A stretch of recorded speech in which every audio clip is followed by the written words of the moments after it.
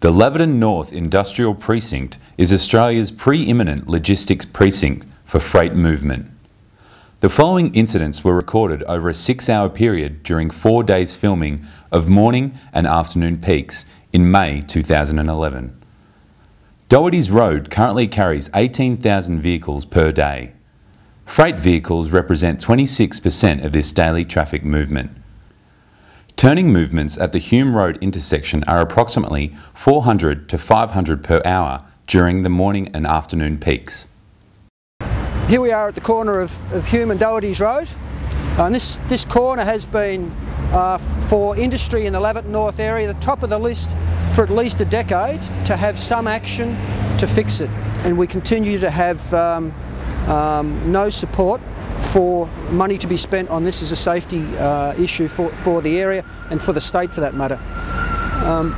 In addition, the Laverton North area we believe is one of the largest freight carrying areas in Australia, if not the most significant.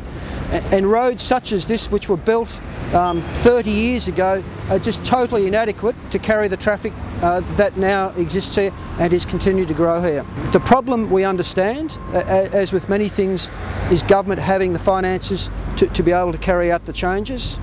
And of course it comes down to prioritisation of where the government money should go. So we would really like government to see the prioritisation to come along and help us fix this corner.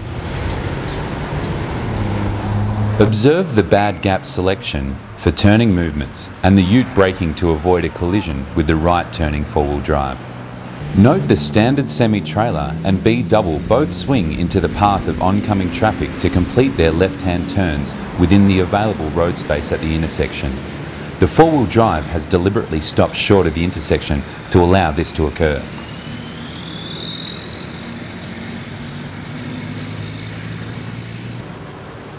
The right turning truck waits for 2 minutes and can only proceed when the tray truck allows him to do so.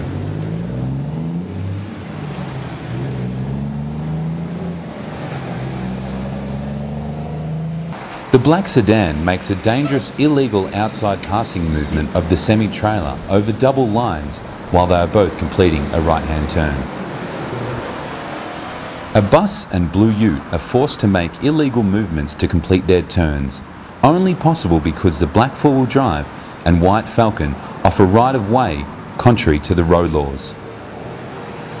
Trucks are forced to drive onto and along an unconstructed shoulder to pass on the inside of banked up right-turning vehicles at the intersection. Note the car waiting to turn into the business entrance and severe braking by a truck to avoid a collision. This results in confusion for other turning vehicles at the intersection.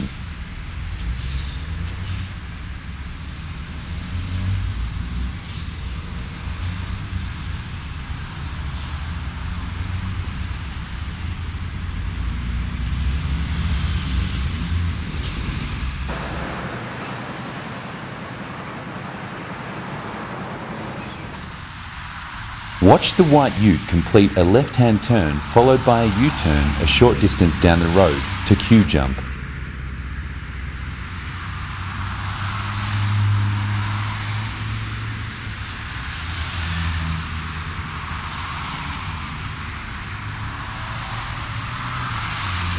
A B-double is forced to cross the double lines into the path of oncoming traffic and is still required to severely cut the inside left corner, crushing an existing drainage pit and service utilities.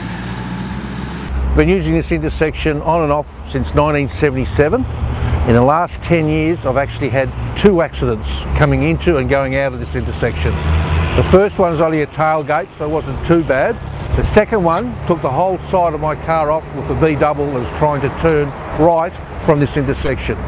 The damage to the car is not really seen from the photos, but essentially the trailer took my car from the rear bumper bar to the front and had to replace quarter panels, had to replace the whole front wheel and wishbones and all the associated metalwork that goes behind the wheel from the damage. Traffic that's been flowing down these roads for the last 10 years have increased dramatically, and I guess it's with the advent of more industry coming into the area, which is good for the local council. But this road is not good enough to feed the trucks and workers that come through from this area. At the end of the day, if the local council and government are serious about having industry down here, they need to have the access roads fixed so people can safely get into their workplaces and leave their workplaces for home.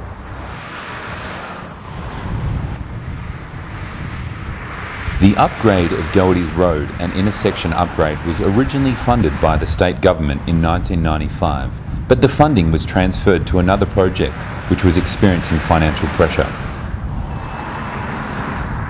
Funding for both tasks is even more desperately needed now than back in 1995 to avoid an accident in waiting.